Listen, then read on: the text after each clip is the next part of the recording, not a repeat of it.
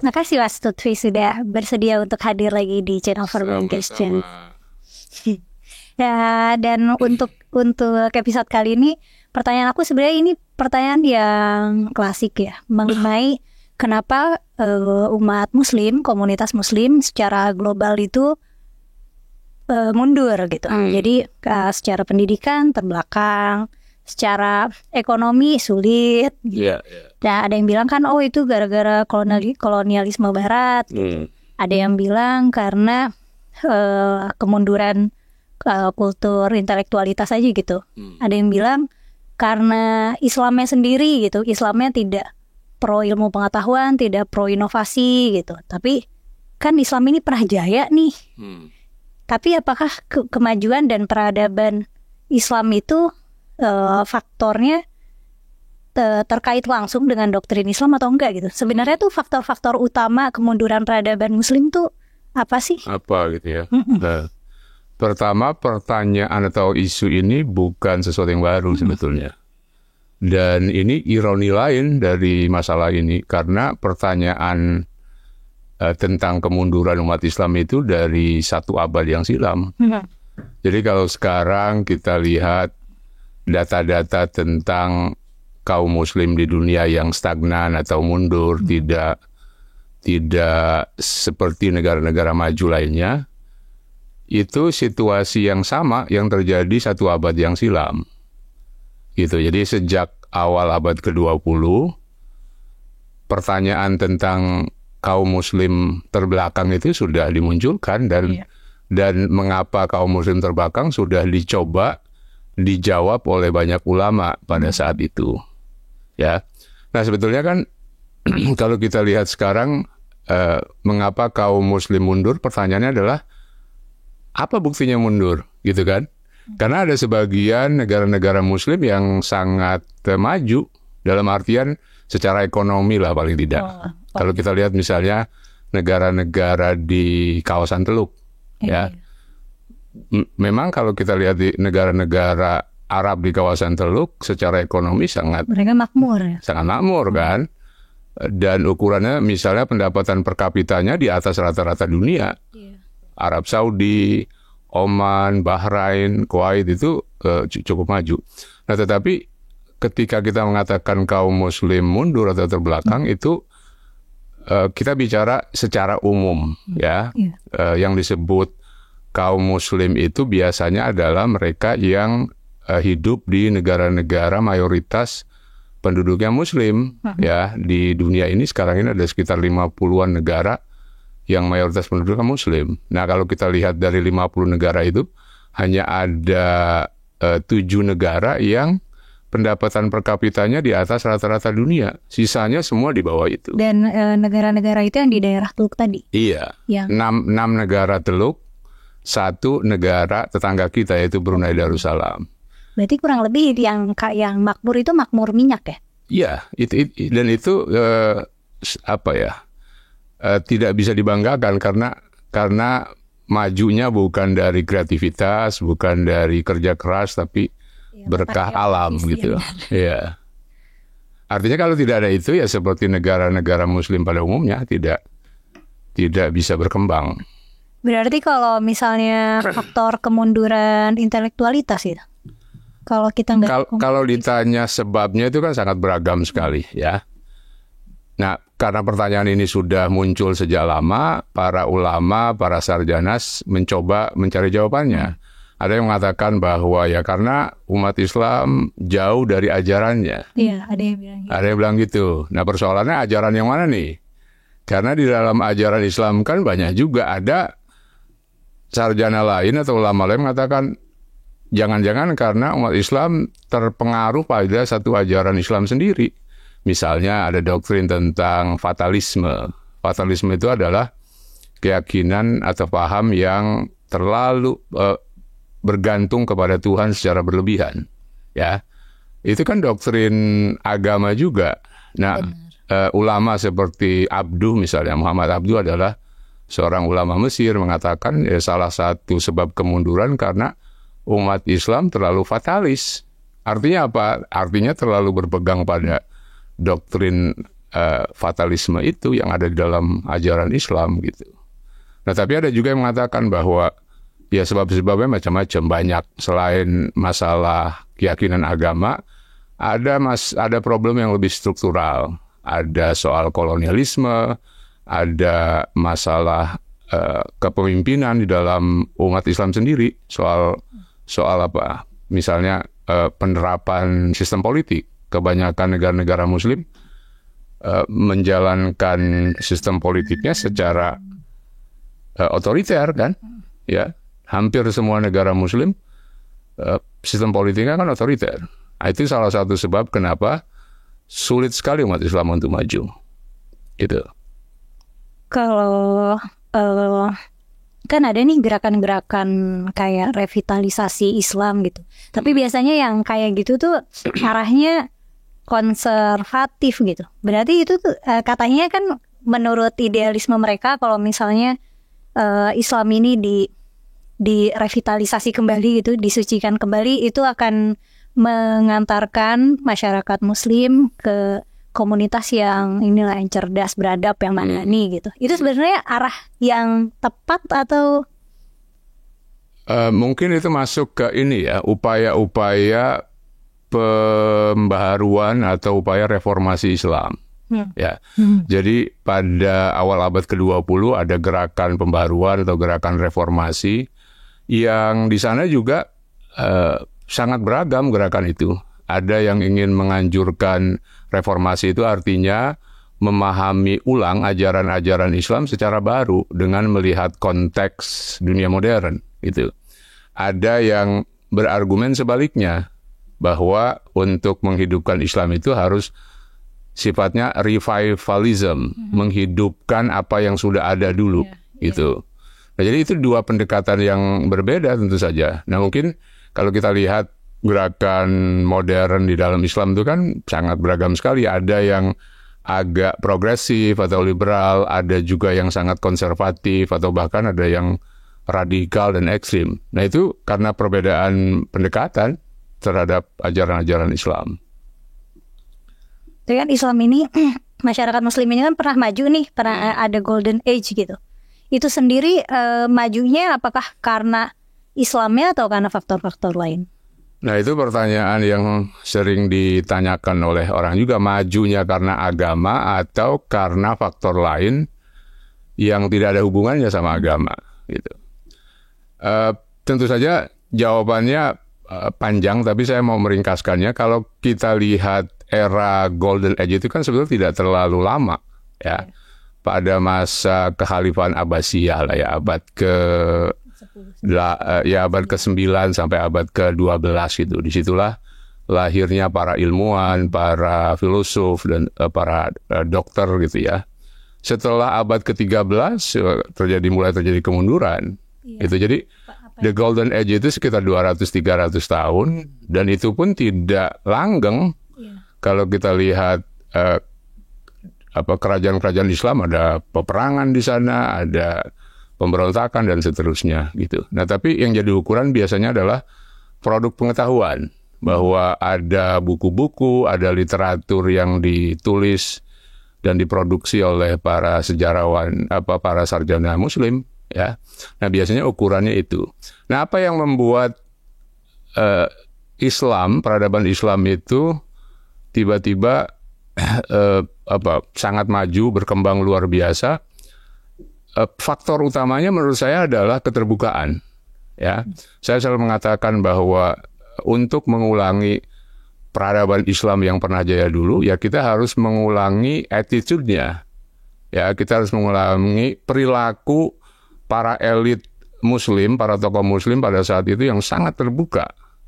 Itu yang tidak banyak dipahami orang. Jadi kalau mau mencontoh era kegemilangan Islam, kita harus mencontoh perilaku sarjana dan para pemimpinnya, yaitu sangat terbuka sekali terhadap budaya asing. Nah, jadi kalau ada orang yang anti asing, sedikit-sedikit menolak Barat, sedikit-sedikit menolak hal-hal yang berbau asing, itu nggak akan pernah bisa maju. Karena dulu kemajuan itu berdasarkan salah satunya adalah menyerap tradisi atau khazanah asing dari Yunani, dari Persia, dari Mesir, dari India. Itu yang diterjemahkan ke dalam bahasa Arab dan kemudian diajarkan di sekolah-sekolah Islam pada saat itu. Jadi faktor asing, budaya dan warisan ilmu pengetahuan dari luar, itu salah satu yang membuat kemajuan Islam luar biasa. Jangan lupa kalau kita bicara tentang kemajuan dan bicara tentang khazanah keilmuan, kita berbicara tentang ilmu-ilmu duniawi, ya. Dulu dalam sejarah Islam disebut ulumul awail, ilmu-ilmu pertama. Lawannya adalah ulumuddin, ilmu-ilmu agama. Ulumul awail disebut demikian karena itu adalah ilmu-ilmu yang pertama, bahkan sebelum Islam datang ilmu itu sudah ada. Filsafat, kedokteran, astronomi yang banyak berkembang di sekitar kawasan Timur Tengah dulu, ya. Karena itu adalah tempat perjumpaan peradaban-peradaban klasik. Ada Romawi di situ, ada Persia, dan bahasa Yunani zaman itu adalah salah satu lingua franca yang dipertukarkan, yang dipercakapkan oleh manusia pada saat itu. Jadi Islam itu salah satu yang membuatnya berkembang peradaban Islam karena dia bertemu dengan peradaban lain yang sudah ada terlebih dahulu.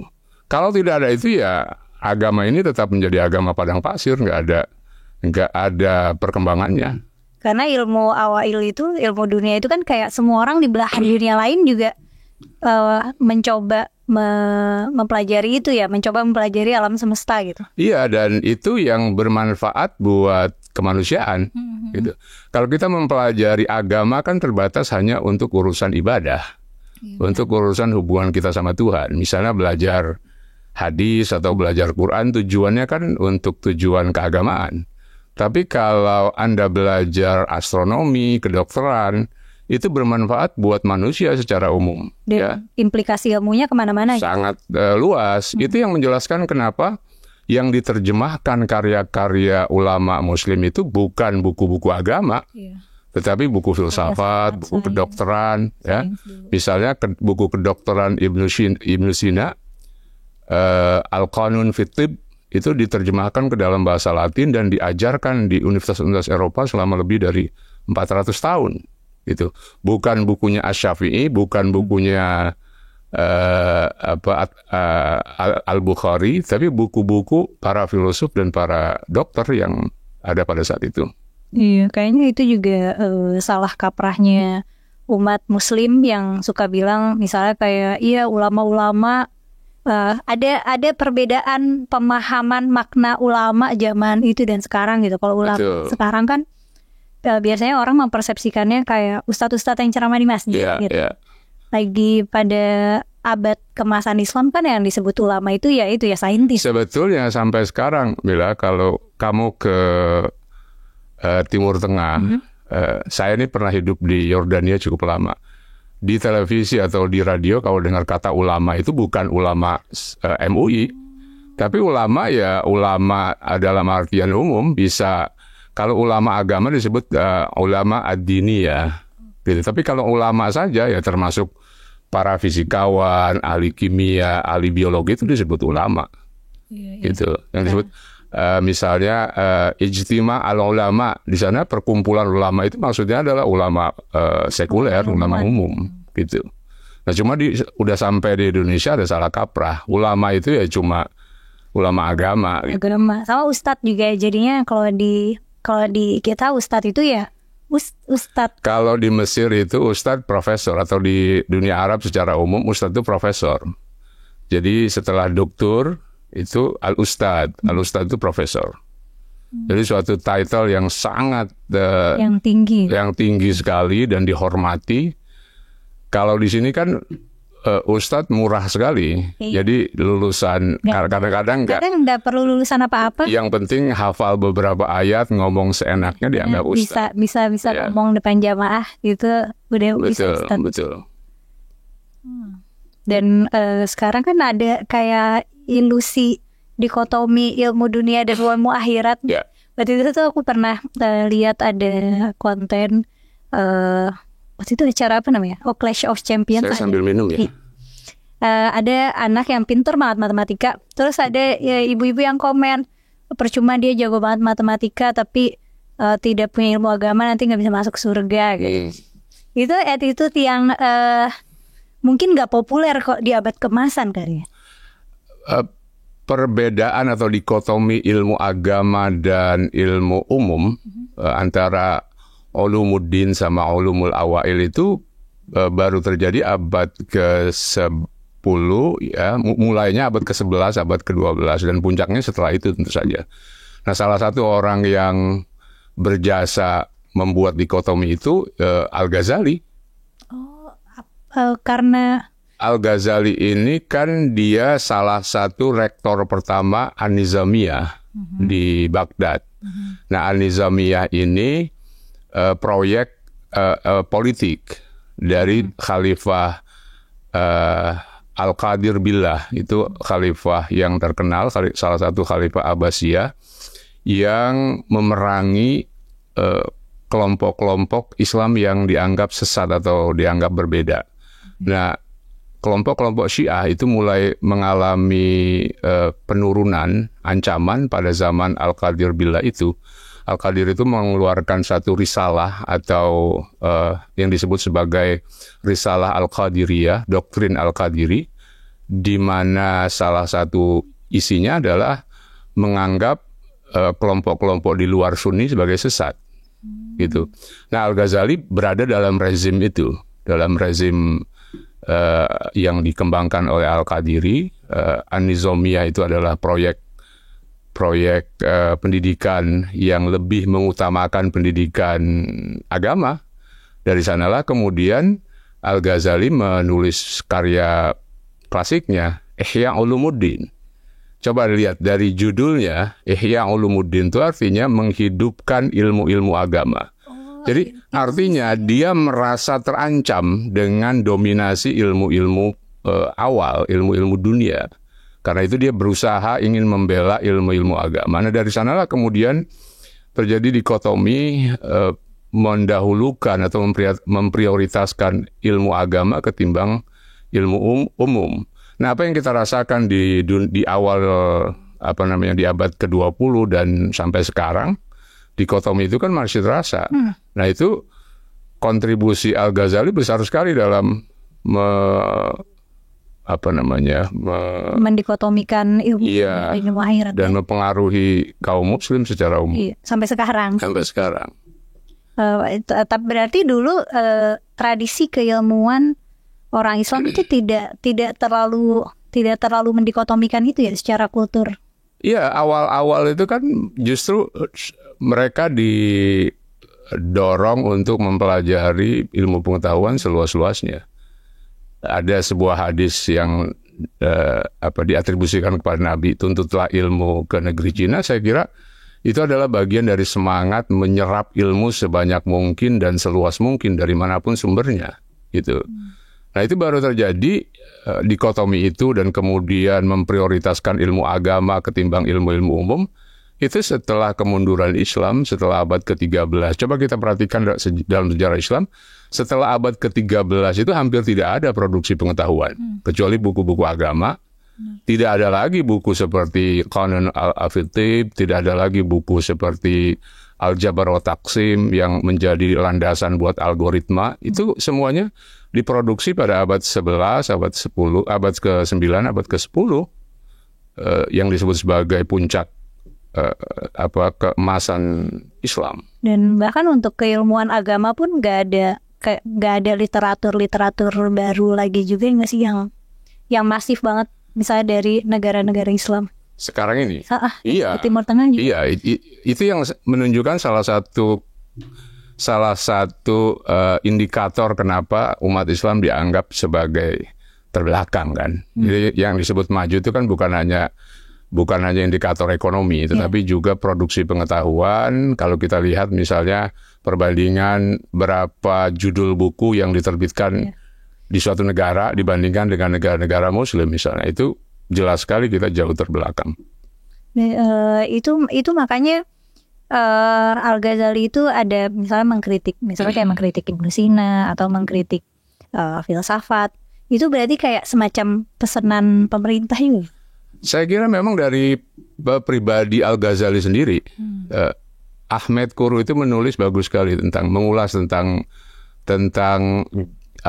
andil Al-Ghazali dalam memundurkan umat Islam. Jadi salah satu sebab kemunduran umat Islam menurut Ahmed Quru salah satunya adalah Al-Ghazali. Karena Al-Ghazali itu dia sebagai seorang tokoh, sebagai ulama Islam, setiap fatwa, setiap pandangannya pasti kan didengar. Ya. Nah, masalahnya Al-Ghazali mengkafirkan orang. Gitu.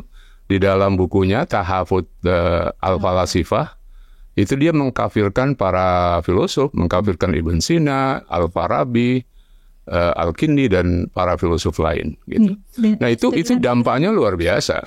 Tuduhan-tuduhan ini masih bisa kita baca sekarang kan. Kita kayak kalau baca tulisan Imam Ghazali yang itu kayak kita kayak dapat gosip gitu loh. Iya betul. Dan pada saat itu terjadi ketegangan yang luar biasa antara agama dan filsafat kan. Nah Ghazali datang untuk menengahi itu. Karenanya oleh sebagian umat Islam dia disebut sebagai Hujjatul Islam. Hujjatul Islam itu artinya argumen atau dalilnya orang-orang Islam, kaum Muslim gitu. Karena Al-Ghazali dianggap berhasil meredam filsafat di dalam Islam. Ya, filsafat itu kan mengajak kita untuk berpikir kritis, mengajak kita untuk keluar dari kotak penafsiran yang dilakukan oleh agama selama ini. Coba baca buku-buku filsafat Islam ya yang ditulis Al-Farabi, Ibn Sina. Mereka punya definisi, punya penjelasan sendiri tentang Tuhan yang jauh dari penjelasan tradisional gitu. Nah, itu membuat marah kaum teolog termasuk Al-Ghazali di dalamnya. Yang kemudian jadinya mengkafirkan para filsuf itu ya. Iya, jadi dasar Al-Ghazali mengkafirkan para filosof karena beberapa pandangannya itu dianggap tidak sesuai lagi dengan ajaran Islam gitu. Dan berarti momentumnya itu Al-Ghazali itu berhasil shifting berhasil menggeser kultur intelektualitas yang tadinya pro filsafat itu kan kurang lebih kayak cikal bakal segala ilmu gitu ya. Karena filsafat tuh kayak seni bertanya pertanyaan-pertanyaan yang esensial dan dasar gitu. Nah, dengan ketiadaan literatur itu dan dikotakkan dalam Hujjatul Islam gitu, itu membuat ya intelektualitas umat Muslim gitu secara global ya relatif stagnan atau bahkan mundur gitu. Iya, menurut Ahmed Quru jasa Al-Ghazali dalam memundurkan umat Islam itu besar sekali. Kalau Al-Ghazali itu bukan siapa-siapa, mungkin nggak terlalu berguna juga gitu lah, nggak akan dianggap orang. Tapi kan Al-Ghazali tokoh yang sangat besar pada saat itu yang membuat dia dosanya menjadi sangat besar karena pengaruhnya, karena ketokohannya, dan dia dengan mengharamkan dengan mengkafirkan beberapa filosof aja itu memberikan dampak yang sangat buruk. Orang kan setelah itu jadi takut belajar filsafat. Atau paling tidak jadi tabu atau enggan belajar filsafat. Padahal salah satu indikator kemajuan peradaban Islam itu adalah produksi filsafat kan. Iya. Gitu. Dan sampai sekarang kan karya Imam Ghazali itu masih jadi rujukan utama ya santri-santri dan mahasiswa studi Islam gitu. Ihya Ulumuddin itu masih diajarkan di pesantren-pesantren dan dan dianggap sebagai kitab yang sangat agung buat umat Islam. Panduan hidup. Iya, betul. Itu kan kalau secara tradisi intelektualitas gitu. Kalau secara ekonomi kan selain negara-negara yang memang mendapatkan berkah alam, masyarakat Muslim kan cenderung miskin. Itu apakah ada hubungannya sama tadi stagnansi intelektualitas atau karena sistem politiknya jelek gitu? Sistem politiknya jelek dan korup. Ya, ada orang yang sebagian menyalahkan karena negara-negara Muslim kan sebetulnya negara baru yang diciptakan oleh kolonialisme, ya, dan kolonialisme itu memberikan andil bagi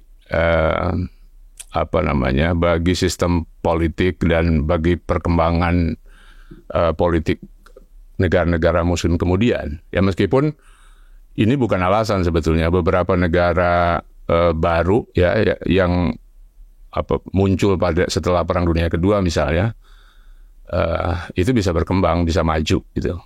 Jadi problemnya atau masalahnya sebetulnya cukup kompleks ya. Nah hanya secara umum memang kalau kita lihat ukurannya kan macam-macam. Ada secara ekonomi rata-rata di bawah pendapatan per kapitanya di bawah rata-rata dunia. Secara politik kalau kita lihat indeks demokrasi ya, itu negara paling demokratis dari di antara 50 negara Muslim itu cuma ada 2 yang masuk kategori flawed democracy. Jadi ada yang full democracy kalau menurut mengacu pada indeks demokrasi yang dibuat oleh The Economist Intelligence Unit ya. Yang pertama itu adalah full democracy, yang kedua flawed democracy, demokrasi yang cacat gitu. Yang ketiga hybrid demokrasi, demokrasi campuran, dia separuh otoriter, separuh demokratis. Nah yang keempat itu adalah otoritarianisme. Sebagian besar negara Muslim itu otoritarian bentuknya. Ada yang hibrid dan hanya ada 2 atau 3 negara yang flawed demokrasi, yang demokrasinya cukup bagus tapi ada beberapa prakteknya yang tidak sempurna. Itu disebut demokrasi cacat. Nah, itu cuma Indonesia dan Malaysia yang tertinggi. Dan itu pun bukan 40 besar. Jadi 40 teratas itu umumnya negara-negara non-Muslim. Ya, nah kalau kita lihat peringkat demokrasi, negara-negara Muslim rata-rata 100 peringkatnya 100 lebih gitu. Indonesia sekitar 50-an, Malaysia sekitar 40-an. Jadi nomor 1 itu Malaysia. Paling demokratis dari ukuran demokrasi. Dari ukuran demokrasi, kalau apa yang menyebabkan negara Muslim itu cenderung miskin, berarti bisa jadi karena dampak. Iya, lagi-lagi mungkin politik atau sistem politik bukan satu-satunya, tetapi kan demokrasi memberikan harapan. Memberikan peluang buat perbaikan ekonomi. Itu kan terbukti dari banyak negara yang mempraktikkan yang mempraktikkan demokrasi. Mereka punya peluang untuk memperbaiki ekonominya. Demokrasi kan sebetulnya adalah mengoreksi kesalahan. Setiap negara, setiap pemerintahan itu pasti punya kesalahan. Kalau sistem otoriter, pemerintahnya salah, ngoreksinya susah, nggak bisa diganti.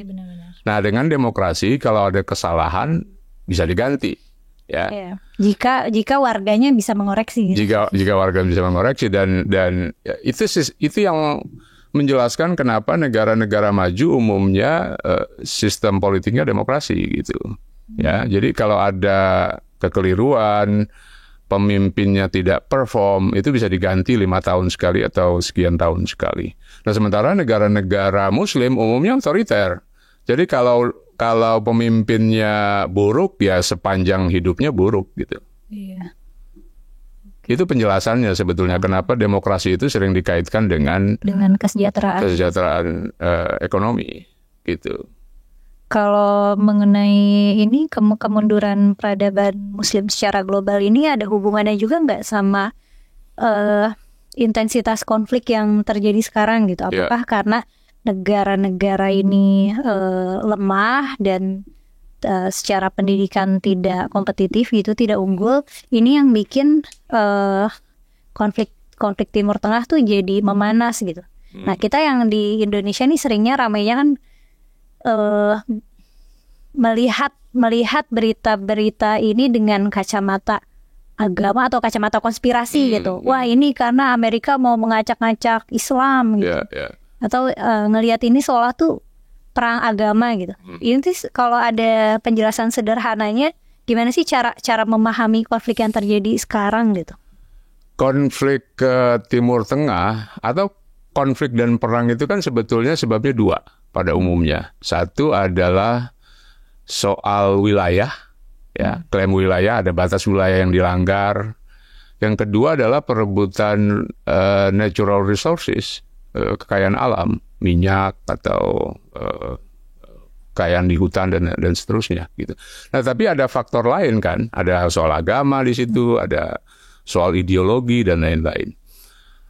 Dalam kasus Timur Tengah, sebagian konflik itu adalah warisan dari nation building, dari pembangunan negara. Jadi sebagian besar negara di Timur Tengah itu diciptakan oleh kolonialisme. Sebelum Perang Dunia Pertama, di dunia Islam itu, atau di Timur Tengah khususnya, hanya ada 2 negara yang merdeka, yaitu Utsmaniyah dan Iran. Ya, itu hanya 2 itu. Yang lainnya semua either di bawah Utsmaniyah atau di bawah kolonialisme yang lain. Masalahnya muncul setelah Utsmaniyah ini runtuh ya. Setelah Perang Dunia Pertama, karena Utsmaniyah beraliansi dengan yang disebut sebagai central power. Ada Jerman di sana, ada Austria-Hungaria, dan kalah perang dari Inggris dan Prancis. Ya, Inggris, Prancis, dan Rusia itu yang disebut sebagai kekuatan sekutu. Ya, kekuatan tengah itu Jerman, Austria-Hungaria, dan Utsmaniyah. Ya, Ottoman itu aliansinya sama Jerman. Nah, kebetulan kalah perang pada Perang Dunia Pertama. Sama seperti hukum dunia pada saat itu, yang kalah perang itu wilayahnya diambil sama yang pemenang. Itu yang menjelaskan kenapa wilayah-wilayah Utsmaniyah di Timur Tengah diambil oleh Inggris dan Prancis. Ya. Dan itu yang juga yang menjelaskan kenapa kemudian Inggris berinisiatif untuk membelah beberapa wilayah, ya, memecah beberapa wilayah di kawasan Timur Tengah menjadi beberapa negara. Misalnya di kawasan Teluk itu ada 6 negara di situ. Ya, di Syam atau di daerah Syria itu ada 4 negara, ada Yordania, ada Syria, ada Lebanon, dan ada 5 malah, ada Palestina dan Israel. Gitu. Jadi itu inisiatif yang diberikan oleh para penguasa kolonial pada saat itu. Dan dunia memang pada saat itu berjalan ya seperti itu. Sebelum tahun 1920, might is right. Siapa yang kuat, dia yang benar. Kan dunia imperial pada masa silam seperti itu. Belum ada batasan-batasan negara yang jelas, belum ada. Dan belum ada PBB. Ya itu, tahun 1920 pertama kali Liga Bangsa-Bangsa didirikan. Setelah itu gagal, kemudian tahun 1945 diperbaharui lagi dengan namanya PBB. PBB itu sebetulnya adalah kelanjutan dari Liga Bangsa-Bangsa tahun 1920. Jadi sebelum tahun 1920 dunia itu betul-betul liar. Ya. Kenapa orang Arab itu bisa berkuasa luas sekali daerah kekuasaannya dan menghancurkan banyak sekali budaya? Ya, kalau kita lihat Islam atau kekuatan Arab pada saat itu kan cuma di Jazirah. Kalau kita lihat peta Jazirah Arab itu ukurannya cuma sekitar 1 juta kilometer secara total ya. Tapi sekarang coba kita lihat wilayah Arab dari Yaman sampai Maroko itu 13 juta kilometer lebih. Pertanyaannya yang 12 juta kilometer itu dari mana? Pasti dari ekspansi dan invasi kan? Itu yang dilakukan oleh kerajaan-kerajaan Arab Islam pada awal-awal sejarah Islam. Dan pada zaman itu memang dunia, begitu cara dunia berkuasa gitu. Imperium atau yang disebut imperialisme, kekuasaan pada saat itu ya begitu semua. Artinya itu bukan hanya terjadi pada Islam, tapi hampir semua kerajaan-kerajaan besar melakukan hal serupa gitu. Nah, baru pada tahun 1920-an semuanya berubah. Ada aturan nasional, ada aturan global, aturan internasional, semua negara berusaha dilibatkan gitu. Nah, pemecahan atau pembagian wilayah itu kan produk lama, produk sebelum 1920. Jadi ketika misalnya kayak Sykes-Picot yang sering disebut-sebut tahun 2000 tahun 1916 atau 1917-an itu kan sebelum ada Liga Bangsa-Bangsa. Jadi bagaimana Inggris dan Perancis membagi-bagi wilayah Ottoman yang kalah perang, ya karena pada saat itu hukum internasional seperti itu.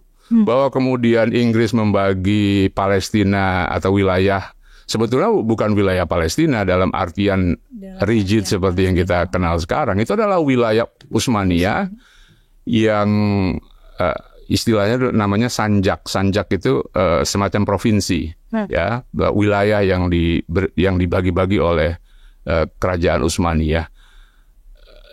Yang namanya Palestina itu sepanjang sejarah berbeda-beda lokasinya. Tidak seperti peta yang kita lihat sekarang gitu loh. Nah, pada saat itu tawarannya adalah membagi orang Arab kepada beberapa negara. Kan bukan cuma Yahudi, bukan cuma Israel Palestina, tapi ada Yordania di sana, ada Lebanon, ada Suriah. Dulu nggak pernah ada negara-negara itu. Nggak ada negara Suriah, nggak ada negara Lebanon. Itu semuanya produk kolonial. Gitu.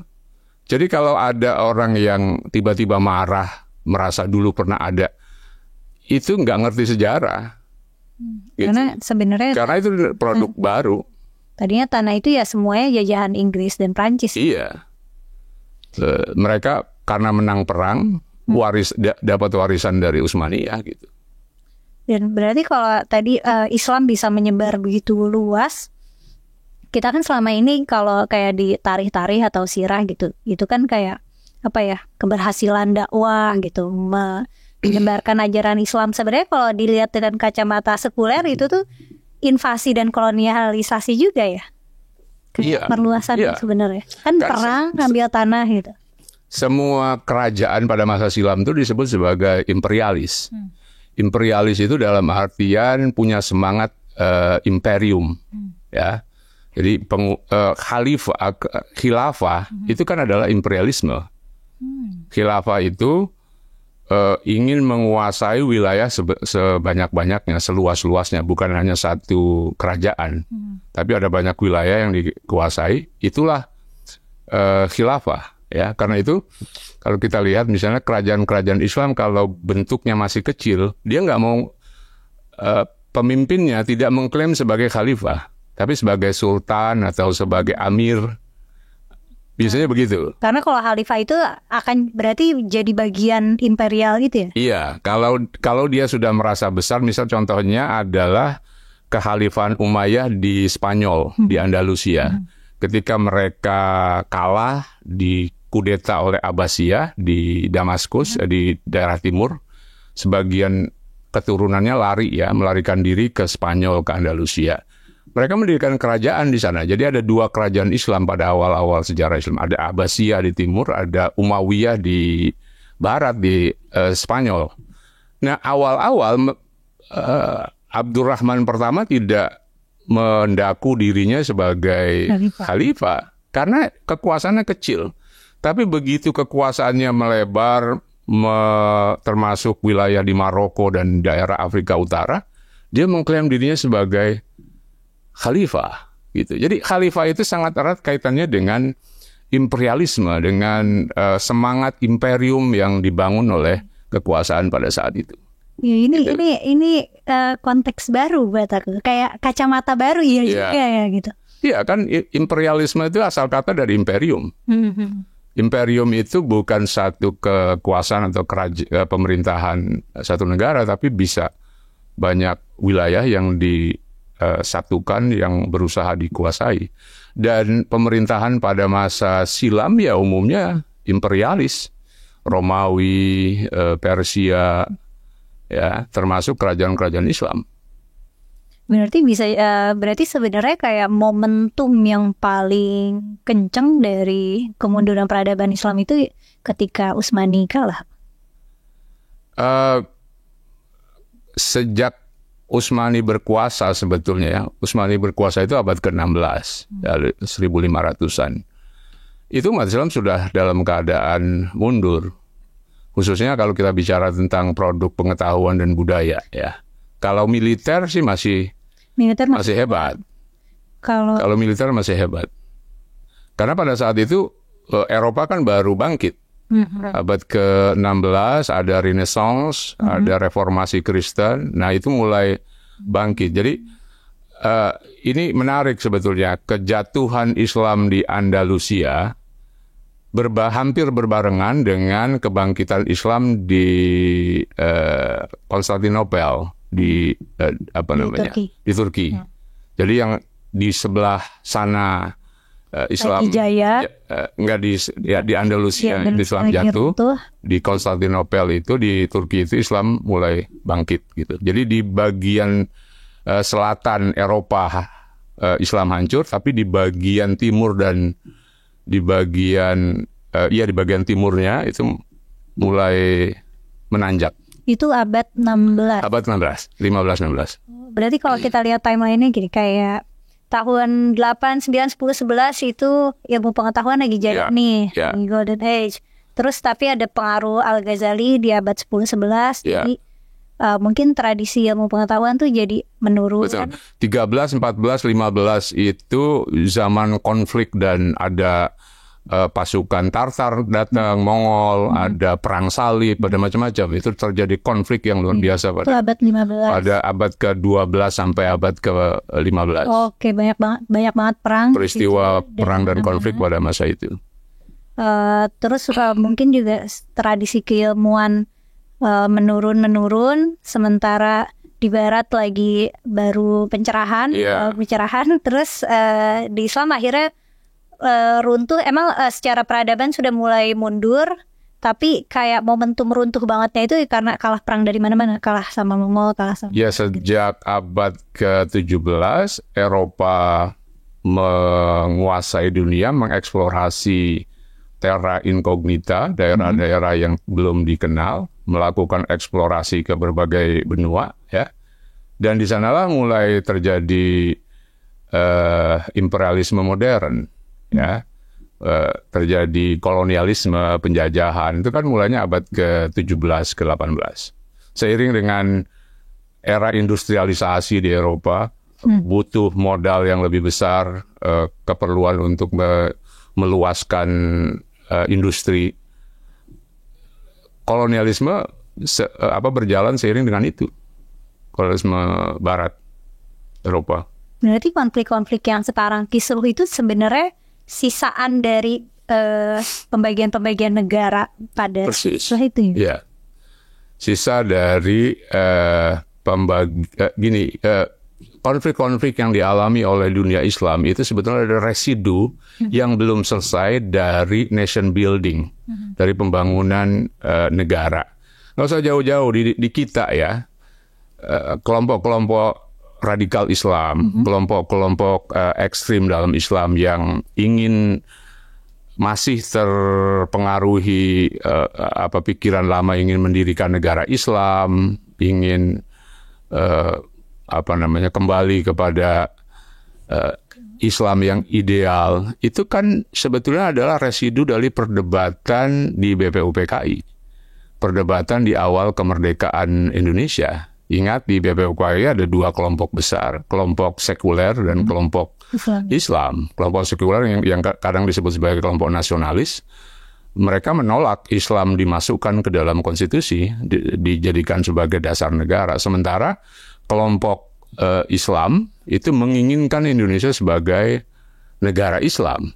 Nah, singkat cerita, konsensus yang terjadi adalah Indonesia menjadi negara yang netral, tidak negara sekuler, tidak juga negara agama. Islam semuanya dibuang dari konstitusi. Ingat loh, konstitusi kita itu cukup unik. Tidak ada satu kata Islam pun di dalam konstitusi kita. Di Malaysia itu, konstitusi Malaysia itu ada sekitar 30-an kata Islam di situ. Di Iran yang paling banyak, ada sekitar 200-an kata Islam disebut di dalam konstitusinya. Nah, Indonesia salah satu dari ada berapa ya, kalau ya sekitar 20-an negara, 19 atau 20 negara yang tidak menyebut kata Islam di dalamnya. Gitu. Tapi secara timeline kita tuh merdekanya juga berdekatan sama negara-negara Arab itu sih. Ya karena kan setelah Perang Dunia Kedua. Jadi setelah Perang Dunia Kedua ada tuntutan kemerdekaan di banyak negara-negara yang bekas jajahan. Kita beruntung dijajah oleh Belanda. Kenapa? Ya. Karena jadi nggak ikut terus-terus jajahan Inggris. Belanda itu waktu menyerahkan, ya bukan menyerahkan sebetulnya, setelah perjuangan kemerdekaan dan akhirnya Belanda sepakat di konferensi Meja Bundar, itu kan membentuk Indonesia Serikat, ya RIS, dan semangatnya meskipun dipecah-pecah tapi kan seluruh wilayah Indonesia itu satu pada saat itu, ya. Bandingkan dengan Inggris misalnya, cara Inggris itu sebetulnya bukan Inggris yang memecah, tapi Inggris menampung inisiatif-inisiatif yang muncul di negara jajahannya. Misalnya di dalam kasus India, kenapa ada negara Islam Pakistan? Negara Islam Pakistan itu adalah inisiatif dari orang-orang Muslim di India yang menginginkan mereka negara terpisah. Jadi yang namanya two-state solution itu bukan hanya ditawarkan kepada Palestina dan Israel. Two-state solution ditawarkan di hampir semua jajahan Inggris. Gitu. Jadi setiap kali ada potensi untuk konflik, elit-elit politik itu ditawarkan untuk memiliki negara sendiri. Itu yang menjelaskan kenapa Israel bukan di Indonesia, itu di Pulau Kalimantan ada 3 negara di situ. Ada Indonesia, ada Malaysia, ada Brunei, gitu. Itu cara Inggris menyelesaikan persoalan. Kalau di banyak negara yang ditawarkan oleh Inggris adalah itu. Jadi negara itu dipisah-pisah, tujuannya adalah untuk agar jangan terjadi konflik dan perang. Gitu.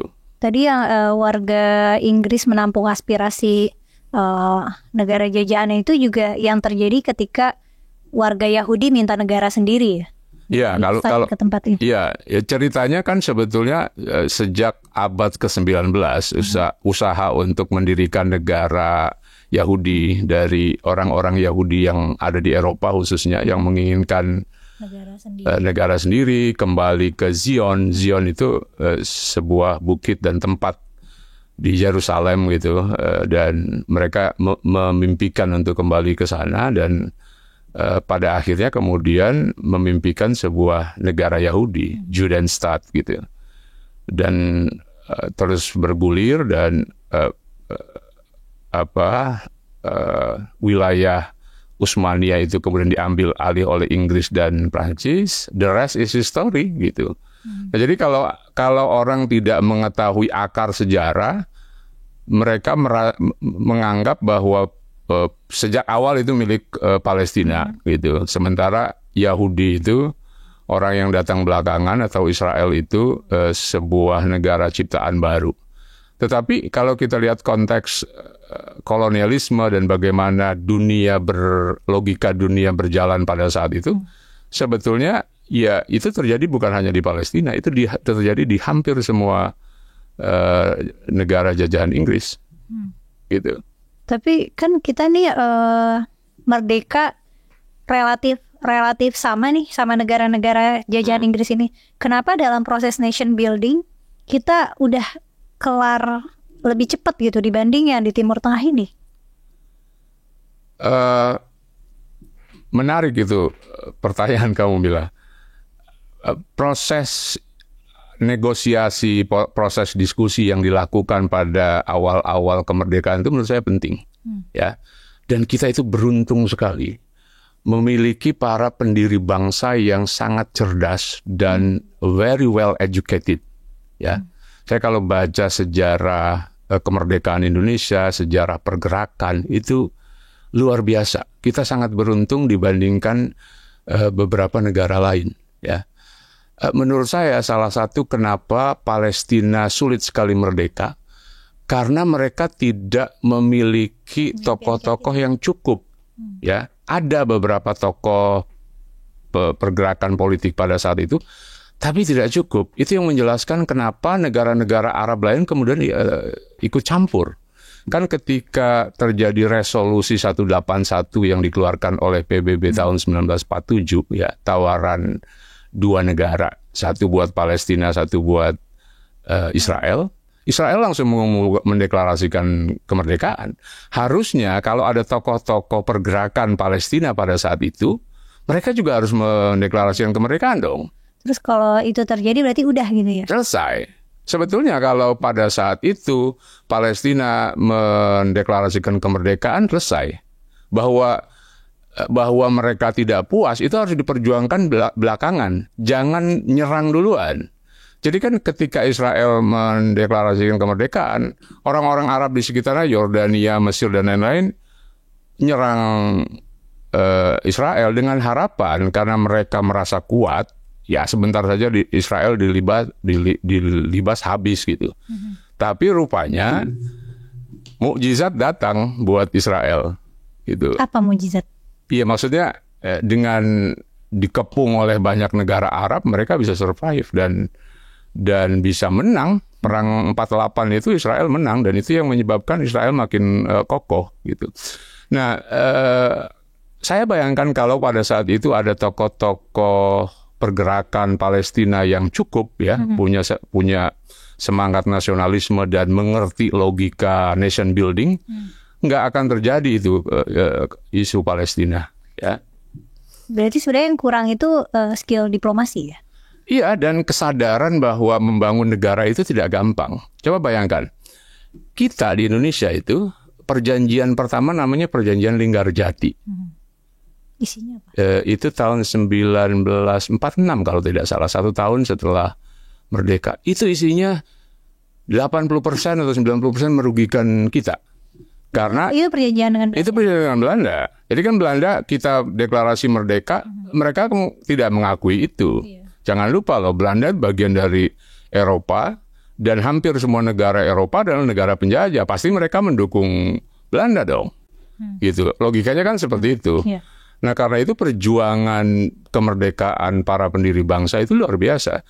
Di Linggarjati, di perjanjian Linggarjati, Bung Karno, Presiden Soekarno, dan para tokoh pada saat itu menerima.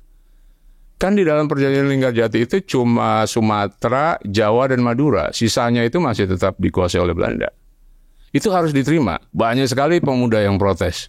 Nggak mau menerima. Kalau nggak diterima takutnya konflik senjata. Kalau nggak diterima, nggak selesai persoalan. Itu yang dilakukan, yang terjadi pada Palestina. Ada resolusi, mereka nggak terima. Gitu. Nah, jadi menurut saya perjuangan itu bukan hanya perjuangan bersenjata, tapi perjuangan itu juga perjuangan diplomasi. Dan kita tahu setelah Linggarjati, perjuangan diplomasi para pendiri Republik itu luar biasa. Ada Haji Agus Salim, ada beberapa tokoh Muslim yang luar biasa seperti Muhammad Rum.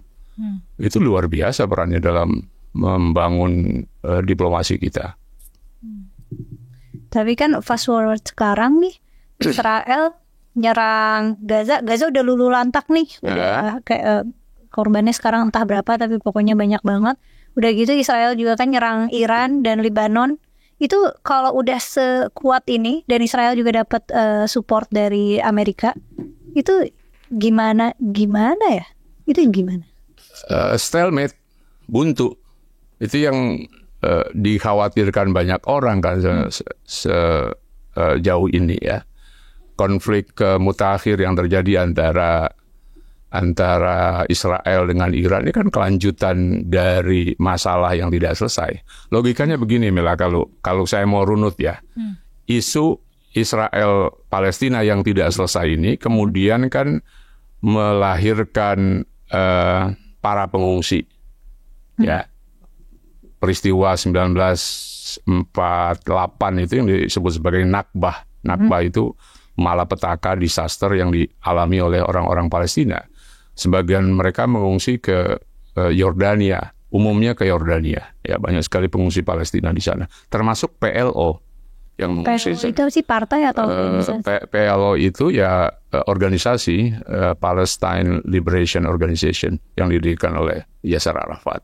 Yang tujuannya untuk yang tujuannya untuk mendirikan negara Palestina. Dan mereka kan kemudian mendeklarasikan kemerdekaan Palestina tahun 1988 kan. Jadi Palestina itu merdeka tahun 1988. Padahal kalau mereka deklarasikan 1947 pada saat itu, atau 48 ya setelah resolusi PBB, mungkin trajektori sejarah Palestina itu akan berbeda sama sekali. Nggak ada konflik-konflik yang belakangan muncul. Konflik yang kayak setahun belakangan ini gitu ya, yang saya ekstrim. Iya, jadi konflik yang terjadi sekarang itu adalah residu dari masalah yang nggak selesai. Banyak pengungsi Palestina, PLO, waktu PLO tinggal di Yordania menciptakan masalah di sana. Apa? Kenal peristiwa Black September? Black September itu disebut September Hitam. Terjadi pada bulan September tahun 1970 ketika orang-orang Palestina yang masih memegang senjata dan mengangkat senjata ingin mengkudeta Raja Hussein. Bayangin coba, mereka ditampung dan di sana menciptakan masalah, dan itu yang menoreh luka sampai sekarang buat orang-orang Yordania. Makanya Yordania tidak sebetulnya kalau kita lihat, saya pernah tinggal di Yordania cukup lama, jadi tahu bagaimana psikologi orang Yordania terhadap orang Palestina. Iya. Jadi ada perasaan, ada luka yang ditorehkan tahun 1970 itu. Nah, sebagian pengungsi Palestina dan PLO-nya kemudian pindah ke Lebanon setelah ada ditumpas oleh Raja Hussein itu. Nah, di Lebanon itu menciptakan masalah kemudian Palestina ini. Perang saudara Lebanon itu tahun 1975 mulanya itu dipicu oleh ketegangan orang-orang Palestina di situ dengan kelompok Kristen Maronit. Awalnya kan dipicu oleh ketegangan Islam Kristen, perang saudara Lebanon. Ya, tahun 75, kemudian tahun 79 ada revolusi Islam Iran. Ya, 3 tahun kemudian Israel menginvasi Lebanon dan dari sanalah muncul Hizbullah. Hizbullah itu tahun 1982 sebagai respon atau reaksi terhadap invasi Israel ke Lebanon. Kenapa Israel invasi ke Lebanon? Karena tiap hari mereka dikirim rudal oleh PLO dari Lebanon. Oke. Jadi masih tetap ada kaitannya sama masalah Palestina. Tadinya aku kira negara-negara Arab tidak serta-merta mendukung Palestina karena takut sama Amerika. Nggak terlalu terkait sebetulnya, bukan soal itu. Ya, toh mereka beberapa kali nyerang Israel kan. Sebagian besar dan konflik yang terjadi antara Arab dan Israel itu inisiatifnya dari negara-negara Arab karena mereka merasa percaya diri bisa mengalahkan Israel. Terutama dalam perang pertama 1948 itu inisiatifnya dari negara-negara Arab, dan juga perang 1973 dari Mesir, gitu. Tapi kalau secara pengakuan internasional, yang diakui itu Israel atau Palestina? Yang diakui Israel, karena kan yang mendeklarasikan diri pada saat itu cuma Israel. Sekarang Palestina sudah menjadi anggota PBB meskipun belum penuh. Ya, kalau dilihatnya occupied Palestine ya, maksudnya karena itu di bawah jajahan Israel atau enggak juga? Sebetulnya agak kompleks kemudian. Beberapa kan gini, pengakuan terhadap Israel negara-negara, jumlah negara di dunia lebih banyak daripada pengakuan terhadap Palestina. Alasannya sederhana, masing-masing negara itu punya prinsip. Salah satu prinsipnya adalah pengakuan terhadap kemerdekaan suatu bangsa itu harus dilakukan berdasarkan kesepakatan masing-masing negara yang bersangkutan. Nah, dalam kasus Palestina dan Israel kan tidak terjadi kesepakatan itu. Ya, pernah ada kesepakatan Oslo tahun 93 dan gagal gitu. Nah, sebagian negara punya prinsip itu, termasuk Amerika Serikat gitu. Atau mungkin kalau Amerika punya alasan lain lagi karena ada lobby Israel yang sangat kuat di sana kan.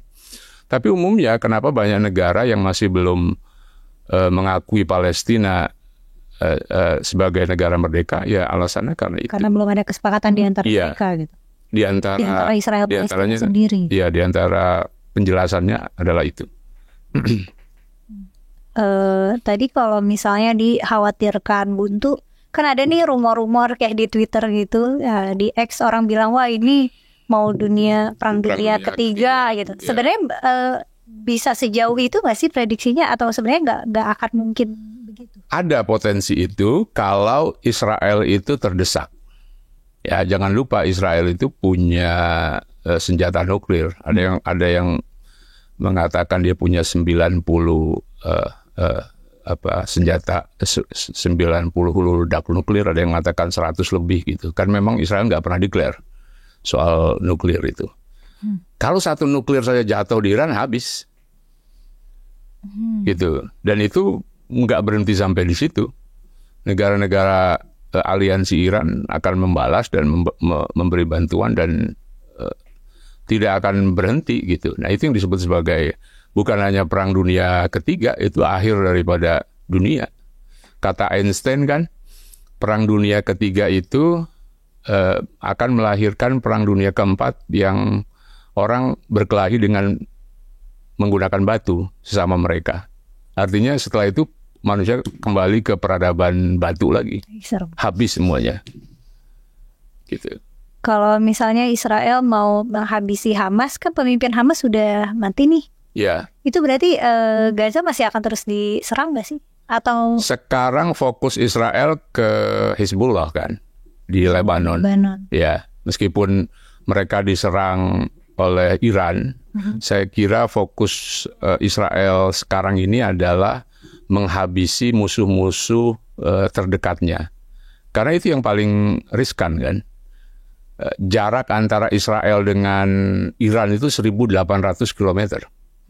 Jauh sekali, ya, dari sini ke Aceh mungkin ya, atau dari sini ke Nusa Tenggara Timur. Jarak NTT. 3 negara ada ya? Iya, dilompati 2 negara paling tidak tuh. Ya, ada Yordania dan Irak, atau Syria dan Irak. Jarak antara Israel dengan Iran gitu. Jadi buat Israel, saya kira mereka lebih concern ngurusin ancaman yang berhadapan langsung dengan mereka. Di Lebanon. Gaza, Hamas mereka anggap sudah bisa dikontrol. Ya, pemimpinnya tewas, banyak tokoh-tokohnya tewas. Setelah itu dia akan menghabisi Hizbullah. Gitu. Tapi kalau misalnya di Gaza itu dianggap sudah menang, itu kelanjutannya orang-orang yang di Gaza itu diurus siapa ya? Ya kan sekarang ada bantuan internasional, ada termasuk relawan dari Indonesia juga kan pada kesana. Ya, beberapa negara Muslim memberikan bantuan, Mesir juga memberikan bantuan meski mereka sangat sangat khawatir sekali kalau terjadi gelombang migrasi keluar dari Rafah ya, itu akan menyusahkan Mesir. Jadi ada bantuan di sana dan ke depan ya ada rehabilitasi, ada proses perbaikan sama seperti daerah-daerah konflik yang lain, dan itu pasti akan memakan waktu yang lama sekali. Wewenang rehabilitasi korban perang itu dari mana sih? Dari PBB? Sekarang PBB kan punya badan yang mengurusi soal itu. Berarti mungkin endgame-nya di sana tuh ya gitu ya. Ada yang ngungsi, ada yang dirawat. Gaza kan bukan satu-satunya tempat di mana terjadi humanitarian crisis. Humanitarian crisis terbesar itu bukan di Gaza, tapi di Yaman. Oh, karena pada lapar ya. Perang saudara. Sampai sekarang yang apa sih istilahnya? Orang tidak displacement, yang tidak punya yang nggak punya rumah. Tempat, nggak punya rumah itu adalah hampir data terakhir 18 juta 15 juta gitu. Jadi orang hidupnya di kemah atau di rumah tapi terancam oleh rudal dan senjata gitu. Itu humanitarian crisis terbesar di Yaman, bukan di Palestina sebetulnya. Kan nggak ada orang yang teriak tentang itu. Karena yang mati karena yang nyerang Yaman sendiri. Yang nyerang itu perang antara Islam dengan Islam. Iya. secara Kalau yang perang antara Islam dan Islam, korbannya orang Islam, nggak ada yang peduli. secara framing Gitu. media juga nggak seksi ya, Iya. nggak seru gitu. Nggak seru. Itu yang terjadi. Dan kritik saya terhadap orang-orang yang terlalu membabi buta mengangkat isu Palestina itu adalah itu. Kalian kemana aja ketika ada pembunuhan di Suriah, ada pembunuhan di Irak, ada ratusan ribu orang-orang Islam dibunuh dengan keji, nggak pernah ada itu suara. Atau ketika Saudi nyerang Yaman. Itu yang terjadi sekarang. Konflik antara, ya kan Yaman itu kan dikuasai oleh dua kekuatan ya. Kekuatan Houthi yang didukung oleh Iran dan kekuatan koalisi yang dipimpin oleh Arab Saudi. Berarti solusi terdekatnya nggak ada kecuali Israel menyerah ya? Maksudnya kecuali Israel udahlah cukup gitu. Dan itu nggak mungkin. Nggak mungkin. Nggak mungkin. Israel kan didukung oleh Amerika, didukung oleh sebagian besar negara-negara Barat. Dan Israel sendiri sebagai negara kuat sekali. Itu yang menjelaskan kenapa beberapa negara Arab ingin kerjasama dan membuka hubungan diplomatik dengan Israel. Jangan salah loh. Israel powerful. Uni Emirat Arab dan Bahrain mau bekerja sama dengan Israel dan membuka hubungan diplomatik, alasannya karena mereka takut sama Iran. Jadi bukan Iran buat orang-orang Teluk itu, buat negara-negara Teluk, lebih mengerikan daripada Israel. Kenapa begitu? Ya karena kan ada sejarahnya, ada konflik dan terutama di Bahrain ya. Bahrain itu unik. Jadi mayoritas penduduk Bahrain itu beragama Syiah. Meskipun pemimpinnya Sunni, rajanya Sunni. Dan pada tahun 2011-2012 itu hampir jatuh rajanya, didemo oleh rakyatnya dan didukung oleh Iran. Jadi Iran itu dipandang oleh Bahrain sebagai ancaman. Cara mereka meminta perlindungan kan kalau ke Amerika terlalu jauh minta perlindungan. Yang paling dekat minta perlindungan kepada Israel. Punya peralatan yang canggih, peralatan senjata yang canggih. Benyamin Netanyahu ini kan suka ngasih pandangan-pandangan yang aneh apa ya, jahat gitu, yang kesannya tuh jahat gitu. Yang itu kan sebagai politisi nggak oke gitu. Tapi itu tidak menghentikan negara-negara lain mau mendukung dan mau kerjasama. Benyamin Netanyahu ini adalah pemimpin yang klop dengan Hamas. Jadi Netanyahu ini adalah kelompok radikalnya Israel.